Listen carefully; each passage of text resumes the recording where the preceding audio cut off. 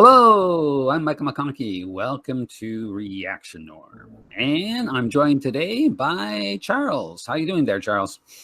I'm doing pretty good. The weather's nice, at least so far. The weather is okay. Actually, I thought earlier in the week we had a forecast for a beautiful, sunny, warm week, and I can't say it's really panned out. So I'm not entirely happy, but whatever. We're in internet land now where there is no weather, so that's we're insulated from the weather. So listen, we've been at this between the three of us, one combination or another. We've been at this for 12 weeks, doing this reaction norm thing, and today we've arrived at our. Now, as it happens, you actually froze a bit when you were saying that. Yeah, that's we arrived at what? Sorry, we've arrived at our 13th episode. So okay. For anybody watching this, I've had continual computer issues. They're going to be upgraded. I know for anyone who's suffered through these first 12 episodes, and now I guess 13, seeing me free. Apologize. I'm trying not to move or to speak loudly to try and overload my system. Right? It's not. You know what was funny? You froze when you said freeze. Nice. Oh, this is going to be a disaster. All right. So Charles going to test that in real life. I actually am always waving my hands around when I'm talking and stuff. So I'm trying not to do any of that. So my computer doesn't have to work any more than it has to. Things are coming, and hopefully soon all this freezing will stop. In the meantime, I will try and speak in a controlled manner. So I used to have this friend, Charles. I still do, actually, who we were sort of romantically involved at one time. It's a long story. We won't get into it. But anyway, so she had this thing where when you drink a toast, you'd click your glasses together, right? So she had this thing that if you accidentally, sometimes you do that and accidentally one person wanted to be in complete control of their glass and you accidentally click your glasses twice. So this was bad luck. So then you had to do two more and go to four. So 1 was good and 4 was good. 2 was bad. Okay. And this actually happened a couple of times. If you actually screwed up on the 4th one, where you clicked it twice on the 4th one, so it was now 5 clicks, you had to go up to 13. So it was a bit exciting. She assured me that if you clicked it on twice on the 13th, there was an even higher, more obscure number, but I fortunately never had to do that. 169 maybe. Something like that, I think, yeah. So she was convinced that 13 was her lucky number, and she always would pick 13 whenever she had a choice of choosing it for any occasion, and she would, always trying to organize things into 13s. It was a little something. But of course, most people consider 13 to be a bad luck number. And as this is our 13th episode, we thought it might be interesting to actually talk about superstition. So not something that either of us really have a big background in, but it's kind of interesting from an evolutionary perspective.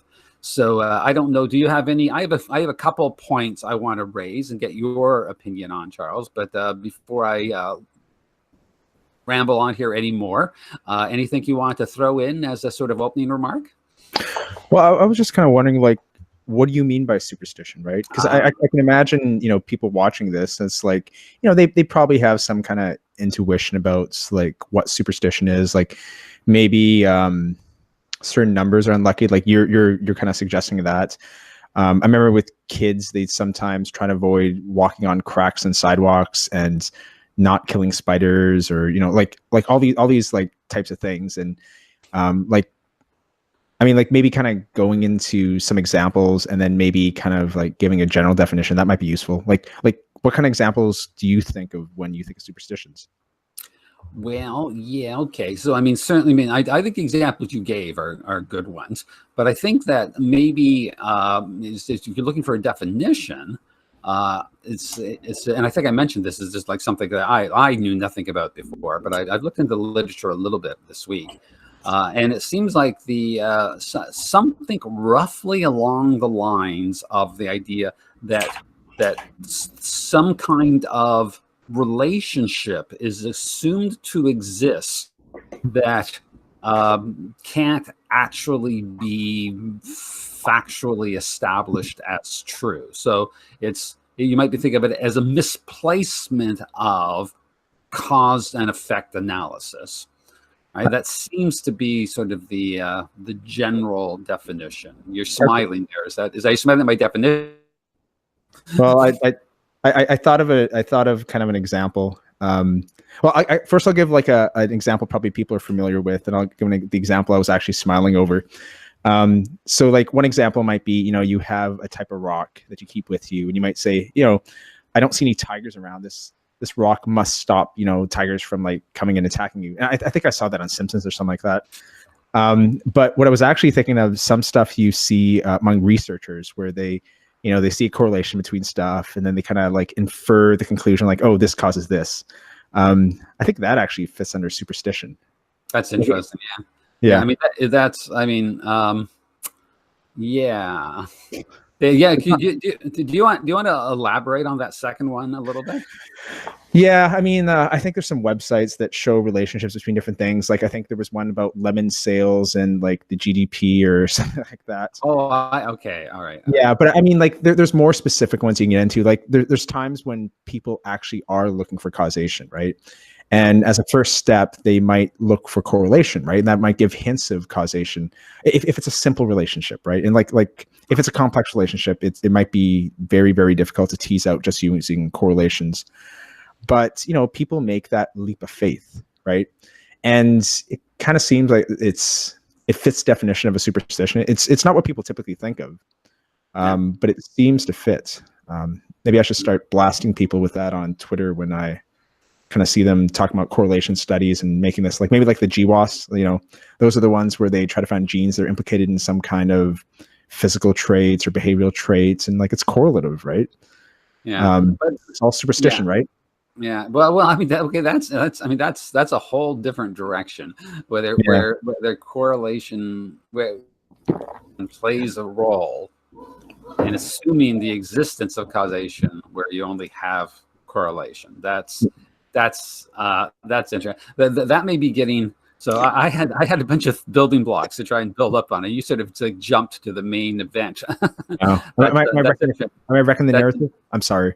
No, well, I mean, I hadn't even considered this as part of the narrative, but it would have been an interesting one to come up towards the end. So let's hang on to that. Actually. Okay, I'll hold back. Let's hold that for a minute, and maybe we'll have something to say about that as we go on. So let me ask you a question then. So if you look at the literature, you find that there's a fair bit of discussion about whether animals have superstition. So let me give you two examples of cases where I've seen the claim of animal superstition. And you tell me if, well, A, first you think they're the same thing at all, and B, whether both or either constitutes a form of superstition. So in one case, you think of a situation where you've got your little mouse who's out, foraging, and it hears a crack of a twig, and it immediately scurries away. And the idea is that it fears that there might be a cat. Well, of course, there's no reason to assume that every time a twig breaks that it's a cat, but better to assume it's a cat. So that's one example, is in controlled experiments where you can get to engage, and they do this with pigeons and rats, get them to engage in certain kinds of behaviors through sort of conditioned learning. They get them to engage in certain kinds of behavior as though that behavior were generating the appearance of the food. And in a sense it is, because the researchers are putting the food in.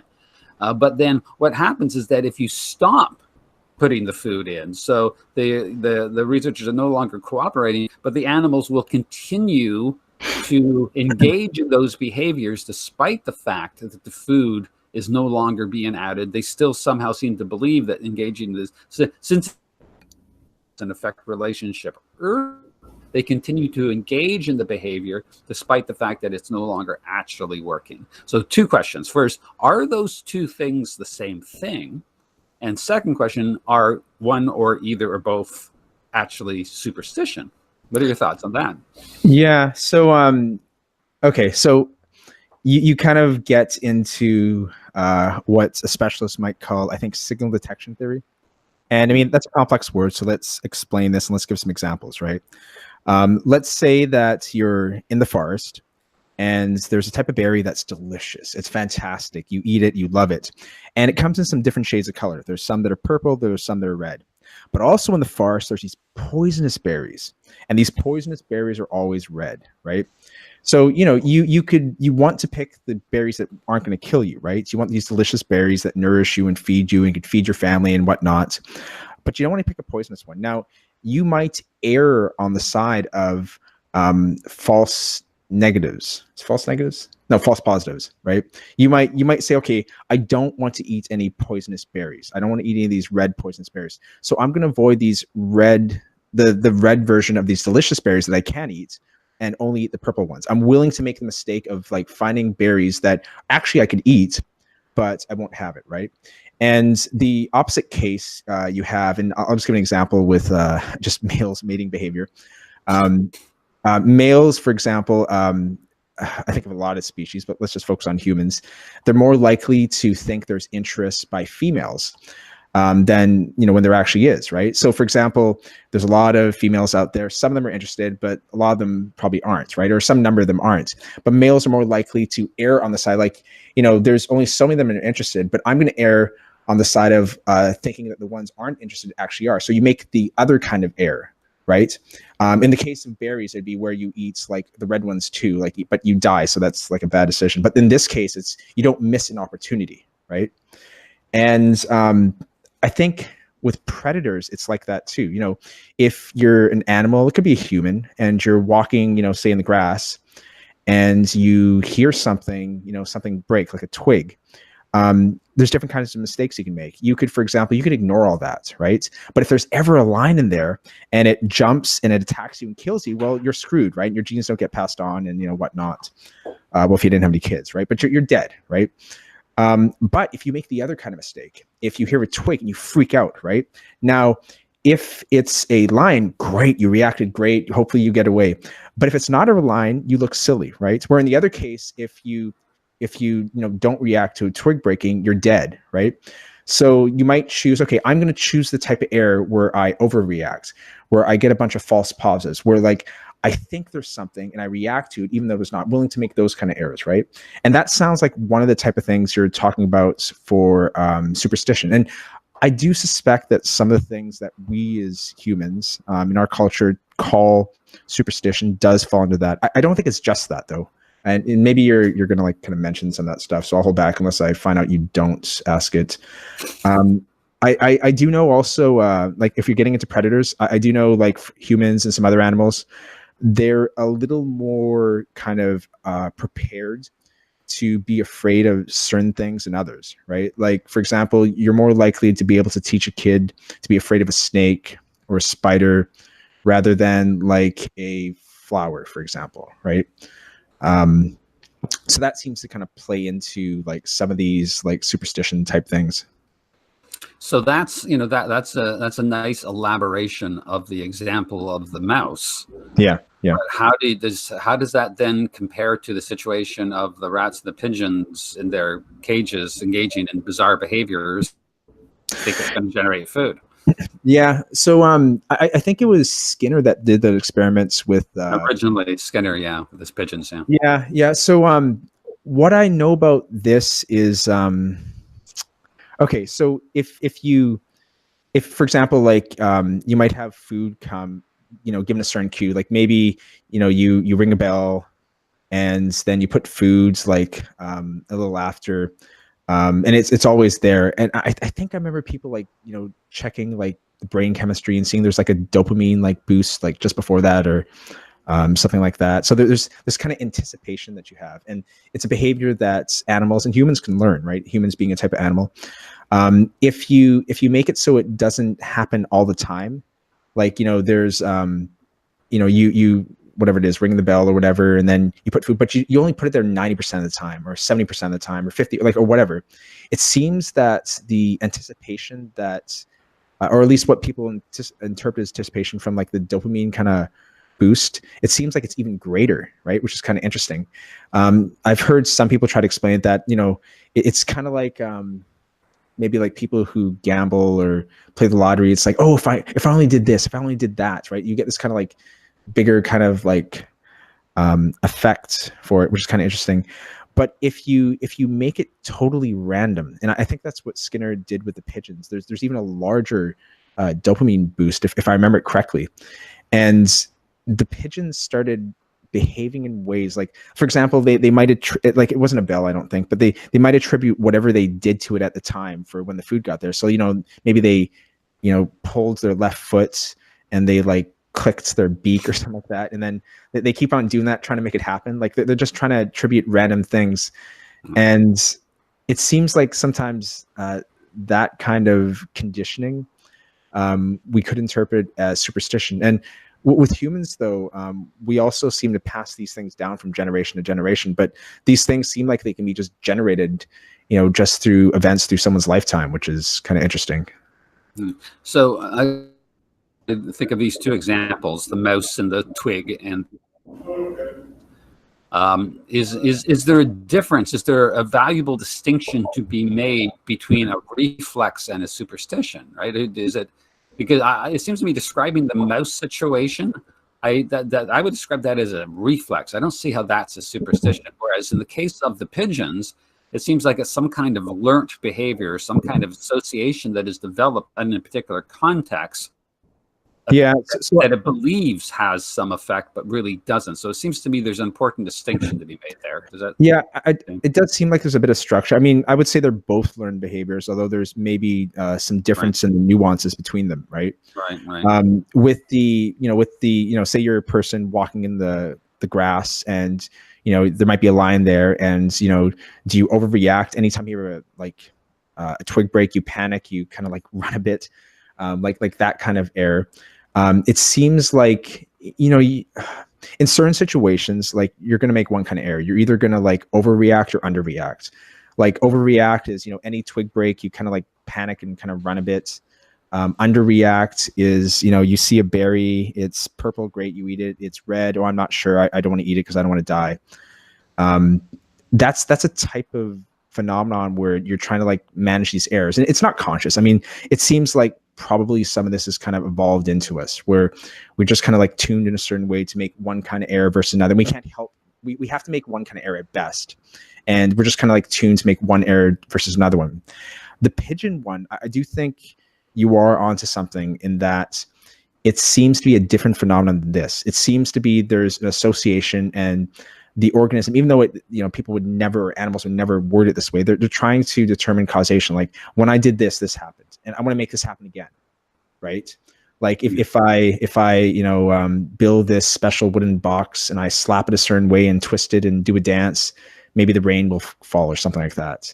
And it happened once, and maybe it'll happen again, right? And of course, like you're making a leap of like, you're kind of making this leap that you doing those things actually caused it. And like causation is actually really, really tough. I don't think like even I shouldn't say this, a lot of researchers that I'm aware of, like, I don't think they really appreciate how hard it is to establish causation, right? It's really, really, really tough. And often when you do this, I'm getting kind of like a little abstract. Often when you do this, you make all sorts of assumptions when you do the study. And the thing is, like, they're assumptions and they can be completely wrong, right? And then all the, whatever result you had, whatever you inferred is completely wrong. Yeah. Okay. So again, you're coming back to the I'm sorry.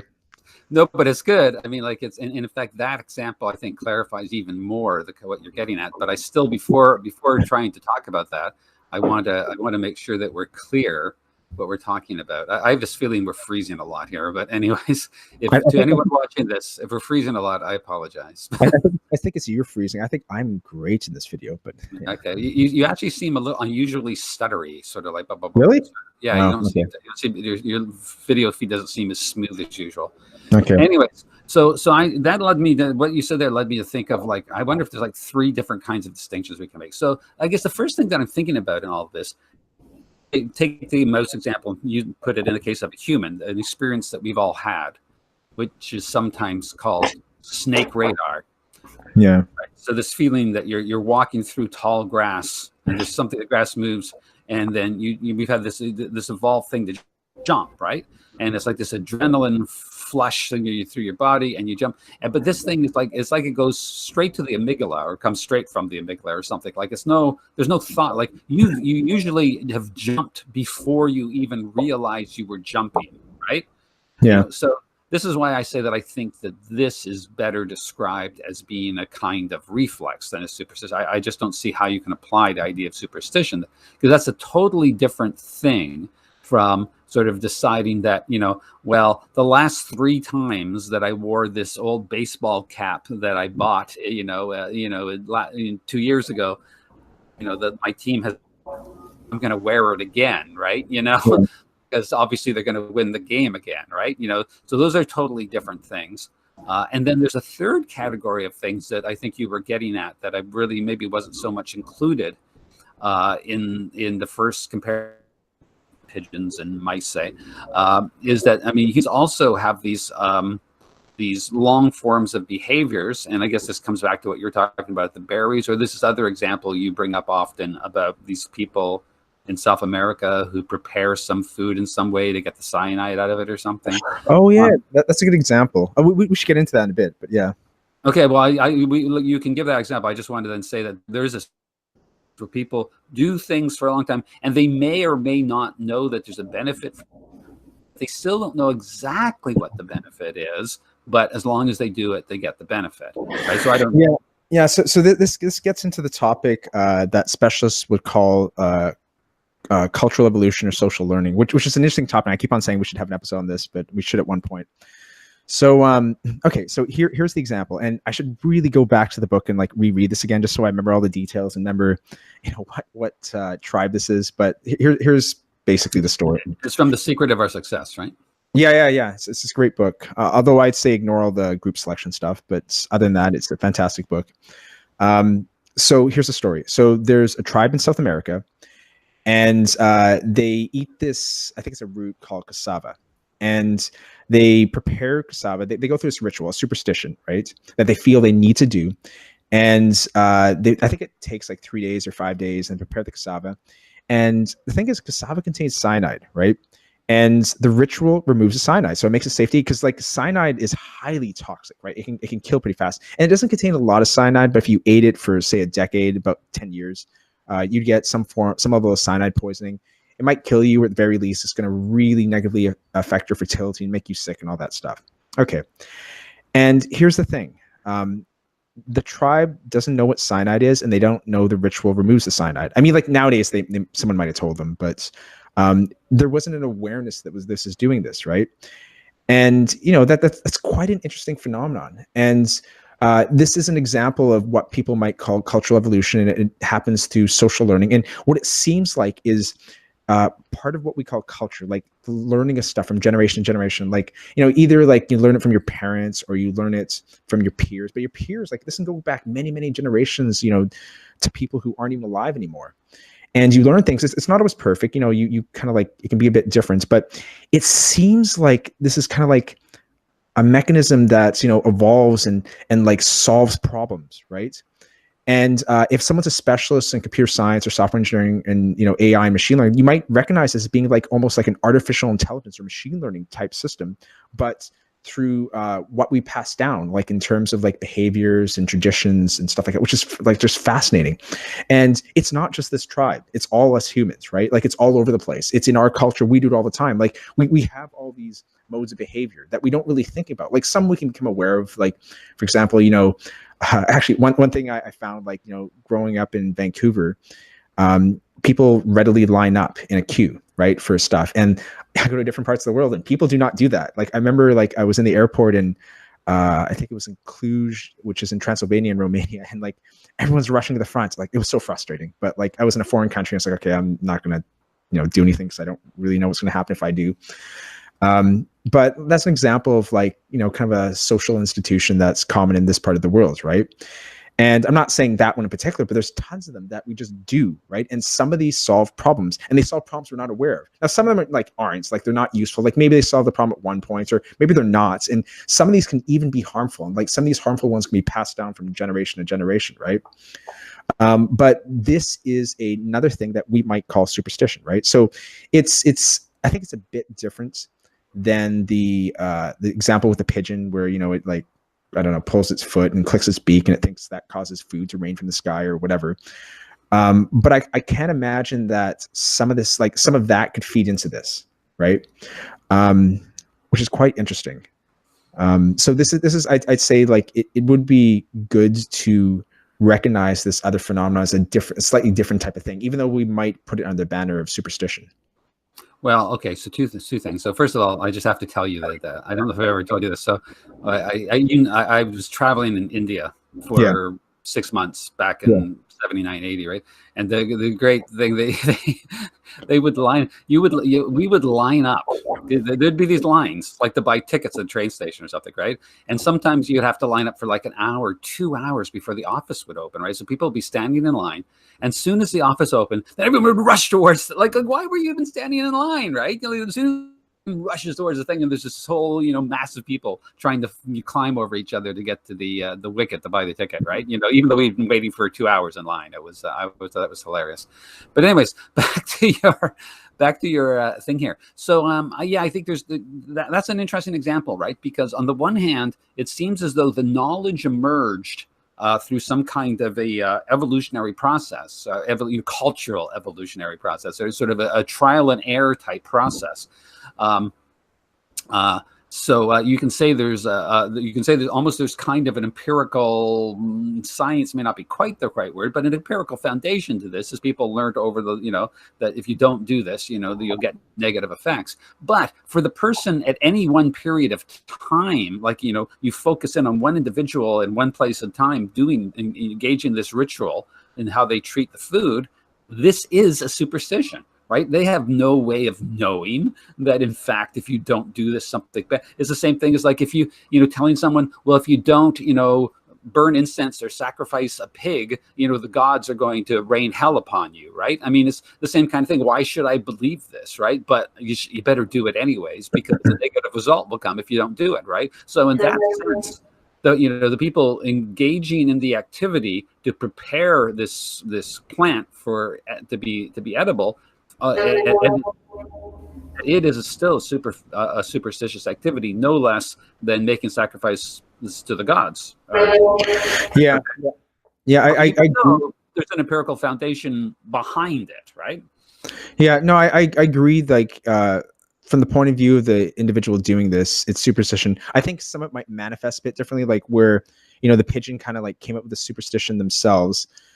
In terms of like kind of the social learning one, you're picking up the superstition for someone else, and you might be tweaking it, giving your own twist to it, but you are kind of learning it yourself. But it seems like if you're omnipotent and omniscient and you know everything, you might be able to objectively say, okay, well, in this case, the pigeon, well, there's no causation there, right? There's nothing really happening. In the case of the kind of social learning, cultural evolution, for some instances of this, like, the cassava example, well, there's a problem there that exists. They don't know that, but there is. And what they're doing is actually solving it, right? And that's quite interesting. That's you probably hit on an important difference there. The superstition that is sort of passed on because, I mean, in quotation marks, right? Superstition that is passed on, and you do it because people whom you hold in regard do it and say you should do it, as opposed to you develop your own personal ontology or perspective of the world that somehow you have to engage in this particular activity to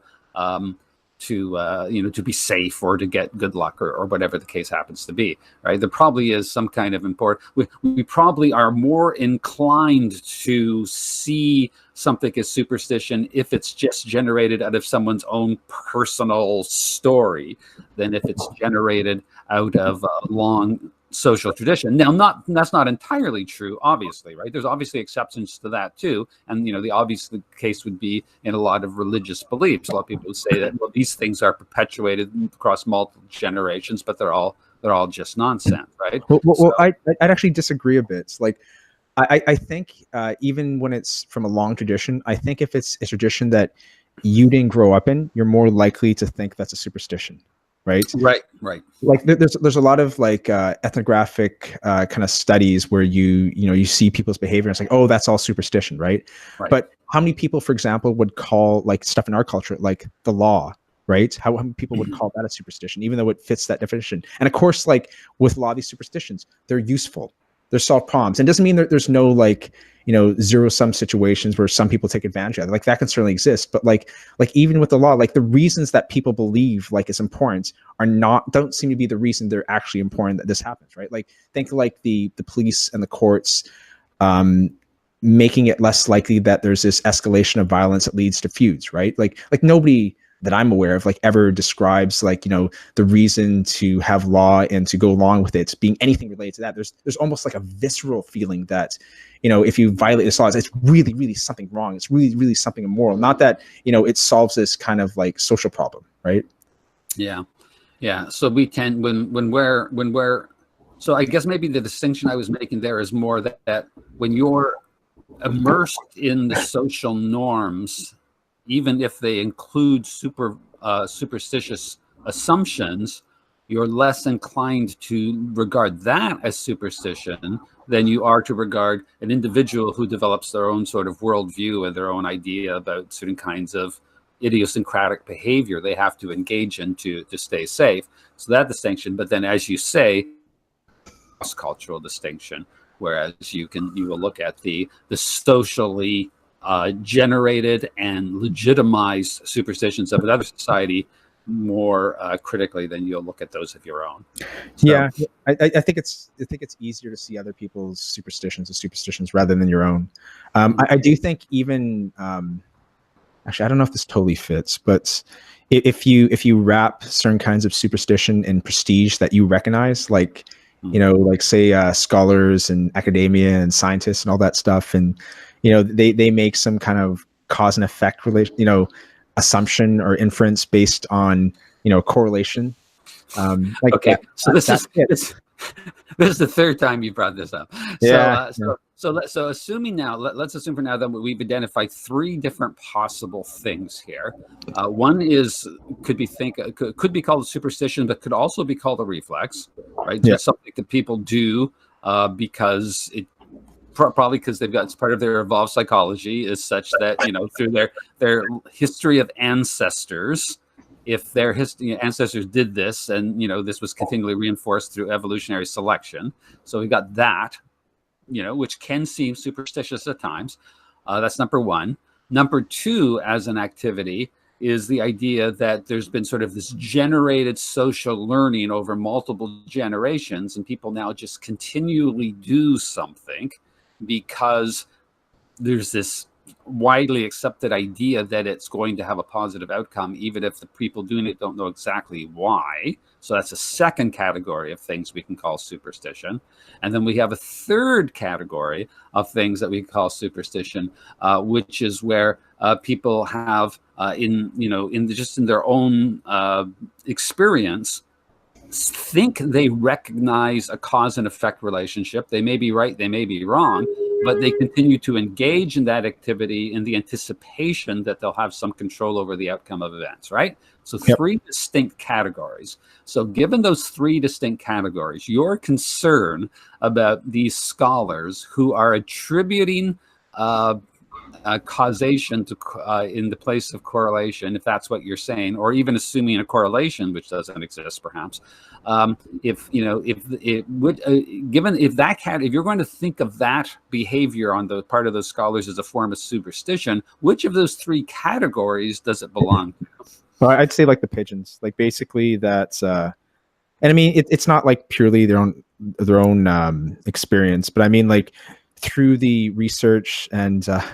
I'm not going to name names, but I know some people, they just grab, Excel spreadsheets off the internet and do some kind of analysis that they don't really understand. But some of them, like they do some kind of analysis and they notice some kind of relationship and make the leap, sometimes subtly, sometimes explicitly, that there's causation there. And I know just how hard it is to establish that. And like, to me, that seems to fit the definition, right? It seems to fit the definition where it's okay, you see this happening with this, therefore like it must be this, right? So normally, let me just jump in for a second. So normally when we're talking about superstition, we're talking about the attribution of a cause from an effect, assuming a cause and effect relationship, and the very purpose of the very point of calling it superstition is to claim that the assumption of cause and effect is either isn't based on actual valid knowledge, or else isn't based upon a genuine knowing on the part of the subject, so that it could be accidentally true, but not actually established in an empirical way. So what is the cause and effect that you're drawing here? Are you saying that they're through the motions of doing the Excel sheet thing, that somehow they've legitimized their ability to claim that they've arrived at some kind of legitimate conclusion as a cause of the going through the process of the Excel sheet? Is that what you're claiming? So what I'm claiming is that an Excel spreadsheet that some researchers find off the internet and use, these things might find a certain kind of relationship, right? The relationship is not causation, but they might jump to that conclusion, right? Justifying that. They're justifying what I'm trying to find out here. I'm trying to get to the superstitious element here. So their justification of claiming a causation which they don't have true grounds to claim, they're justifying that on the basis of what effect? Is it just the fact that they've gone through some kind of set of ritualistic motions of getting the Excel sheet and going through the calculations? Is that the sort of ritualized superstitious effect part? I mean, okay, so you're asking like, what's the ritual in it, right? Well, what's the? I'm trying to find out what the ritual. I can understand doing is an error, but I'm trying to figure out why you think it's a superstition. Okay, so I'll get into it a bit more. So I was thinking in terms of the pigeon, right? The pigeon, maybe it dragged its left foot and it clicked its beak, and then food rained from the sky at one point, and it believes that there's this causal link, right? And it just keeps on repeating it, whether it works or not. I guess I didn't think of. I guess you could imagine that, okay, that dragging the foot and clicking the beak, that becomes then the ritual or superstition, right? And I guess in the case of the researchers, there's the parts that's analogous where you kind of like establish this causation. Like, I collect this data and I can see that when this happens, at least within my data set and the way I'm looking at this, it seems like as a result, like this happens at the same time. I'm kind of like concluding that this causes this, right? I guess it kind of misses that kind of ritual unless they go and like try to make that thing happen. Well, actually, I guess there are some examples. I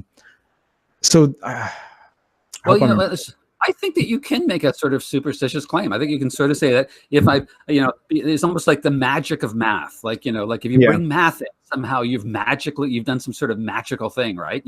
So if I go through the process of, the Excel sheet thing, then I've done the mathematic ritual necessary to establish some access to the knowledge of the gods, and now I can claim truth, right? I mean, there is something like that going on there, right? Yeah, I do think a lot of these guys, like women, they don't really understand the math. But I actually do have a good example. And I hope I'm remembering this correctly, because I remember reading this like a long time ago. So I think there was a study that found there was a relationship between having books in your house and your children doing well academically. So some people made the conclusion, if you have books in your house, your children will do, well or better academically. So let's put books in everyone's houses, right? And if I remember this correctly, and I remember this a long time, I don't remember if it was a comment that someone was being kind of snarky or if it actually happened, but I remember I think what happened is they actually tried this. They tried putting books in people's houses and it didn't work, right? And it's because like, okay, there is a relationship there, but maybe the cause is something else, right?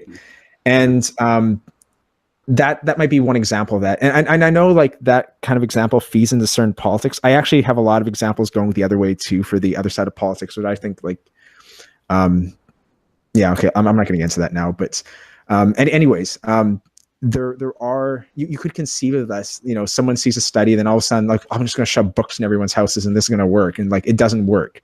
Right. I've heard, my favorite example of this is the observation that it tends to only be rich people who have chandeliers in their homes. Therefore, we need a government program to make sure all the poor people get chandeliers. Right? Yeah, that's a good example too. Yeah. So I mean, this is a cognitive error. I'm not exactly sure if it's a superstition. I mean, that's an interesting point. Superstition is a cognitive error, but are all cognitive errors superstitions? I think probably not, right?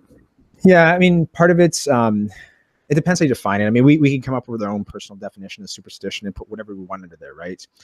Alternatively, we could look at, what people tend to call superstitions and what fits under there. And you actually might find it's very unsatisfying to do that, because maybe not everyone agrees. Maybe some people agree, but you can't really come up with like a.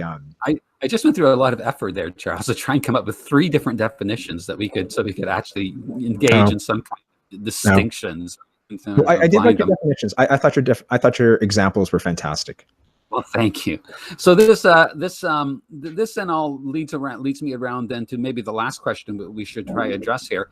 If the assumption is that at best superstition is hit and miss, right? I mean, it's, we could, in terms of the whole range of things that you might call superstition, probably a lot of them are just things that we have no basis to believe have any effect, right? The ritual has no effect in terms of determining the desired or believed cause.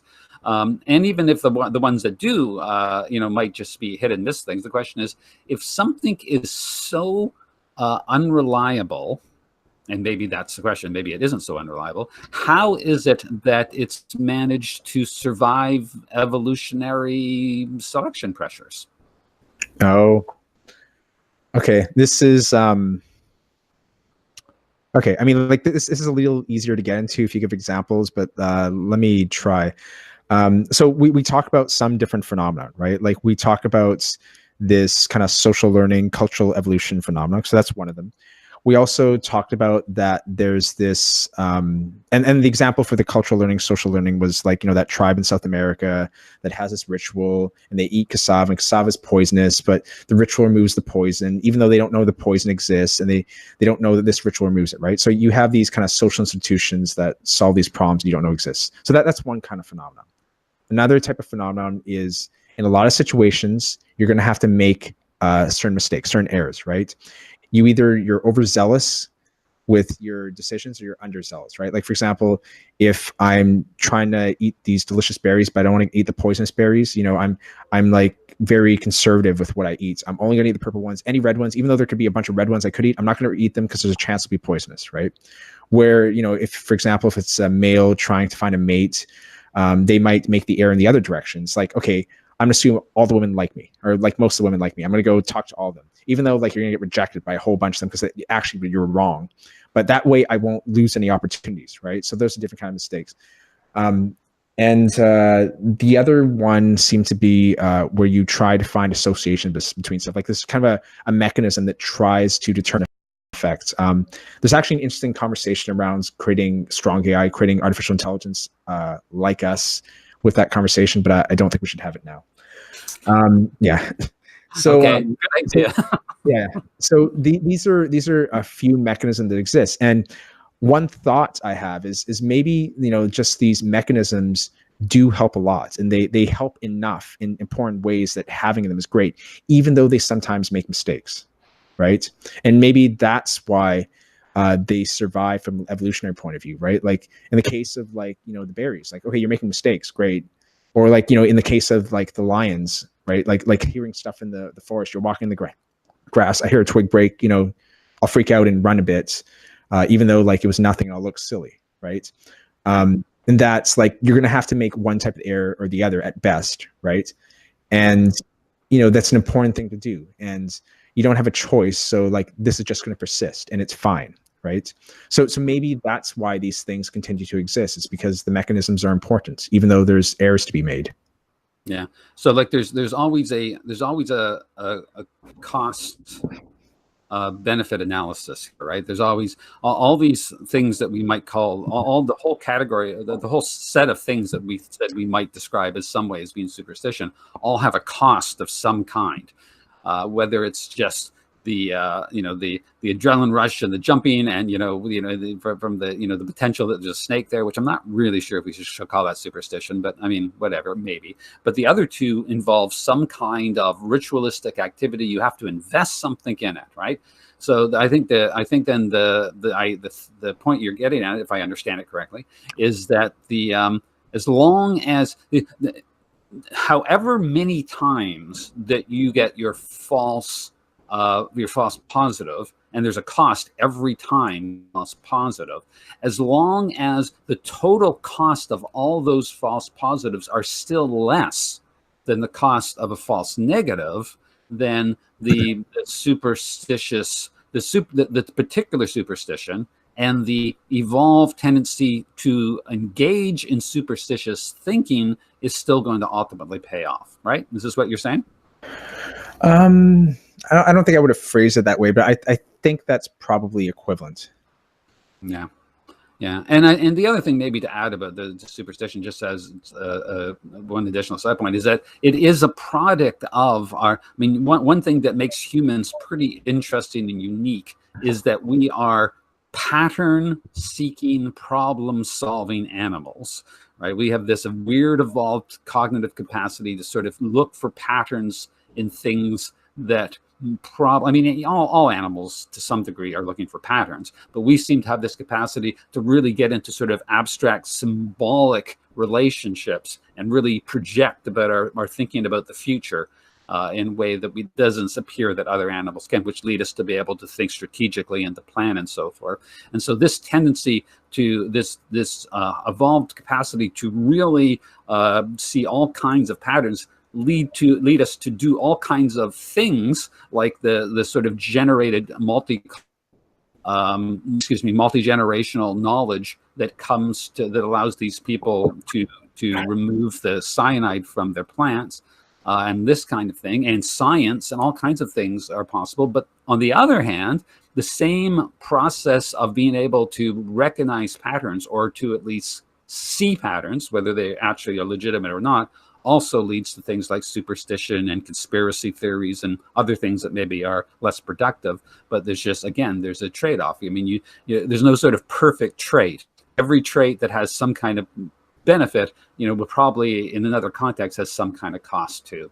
So superstition can be quite effective in enough context that it's survivable from an evolutionary perspective, while still having costs in terms of producing irrational behavior. So that would be sort of my summary of the case. I don't know if you want to throw in on that. Yeah. I mean, I think that part's about you get this benefit, you get this good from it, but there's a cost. I think that's probably the right way of thinking. Like in a lot of things. So I mean, like I have a certain kind of engineering background, but in the 2 or 3 decades I've been doing this. One thing you find is that there's often not a perfect solution. There's different ways of approaching the problem, and these problems have trade-offs. And you get some of these good things, you get some of these bad things. And a lot of times you kind of choose between, okay, I want these good things, I'm willing to accept these bad things.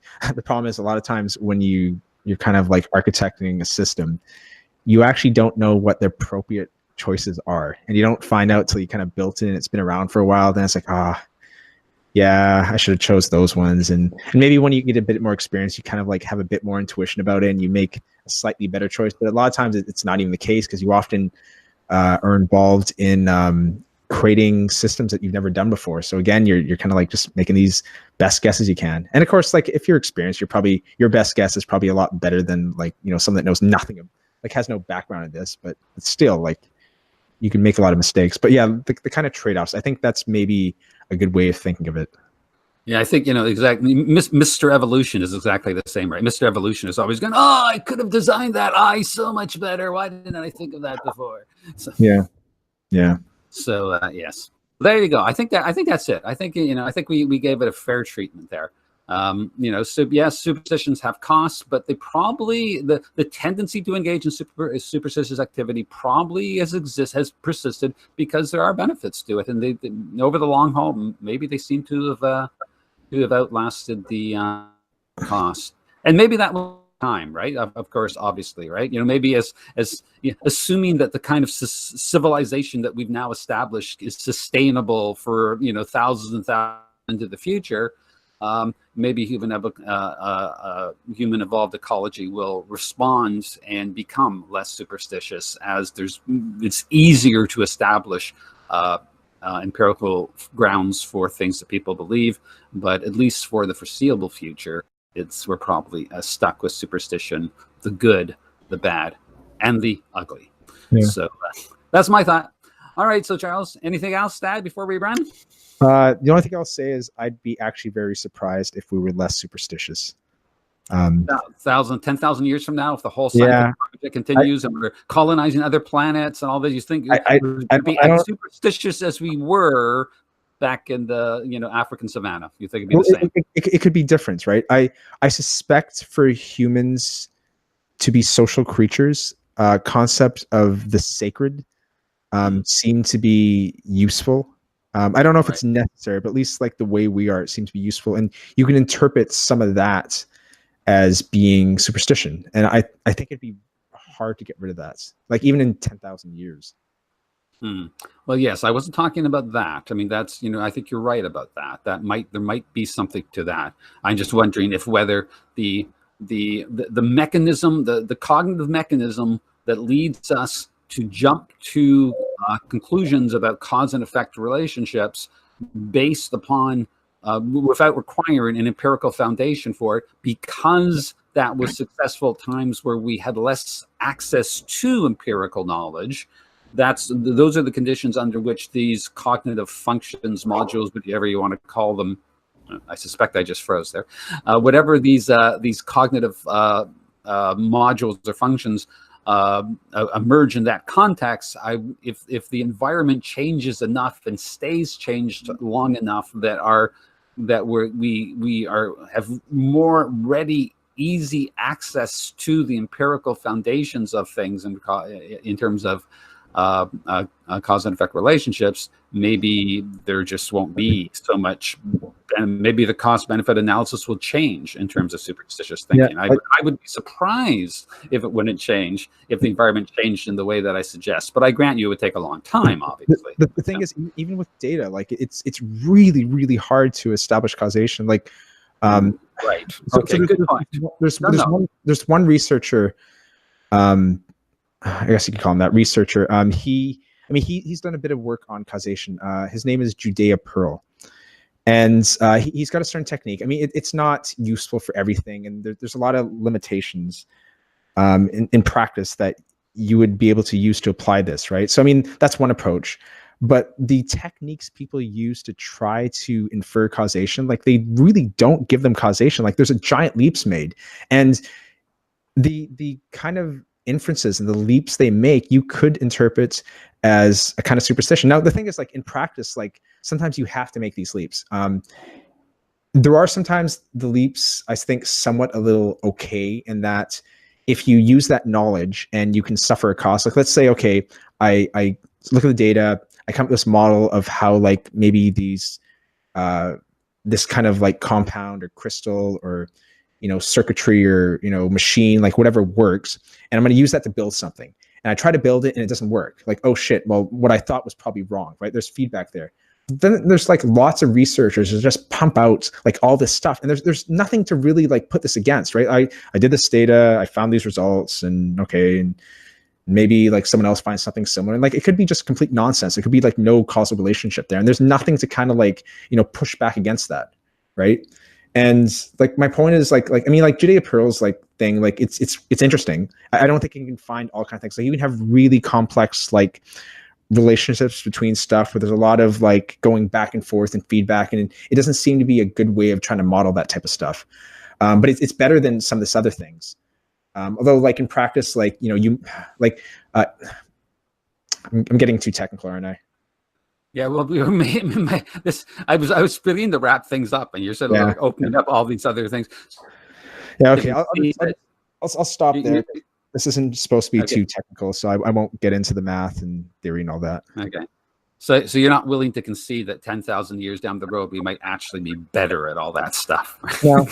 That might be the basis of my no. Okay, all right. But that's a good point. No, but that's a good point. You raise a good point. That one certainly has to, as we talked about earlier, one has to be even in scientific method, one has to be on guard for these sort of superstitious dispositions. Caught me being a little more Panglossian, a little more rose-colored glassesy than I normally am. So there you go. You caught me in a rare moment of optimism. Whatever. Anyways, so I think we probably should wrap this up. We're getting on to an hour, and I think we more or less covered it. And I think that's good. Okay. I enjoy this conversation. I just hope that it's usable. I hope that we're not freezing so much that it's completely unusable. But talk to you later. Okay. See you, Michael. Bye. See you, everyone. Bye.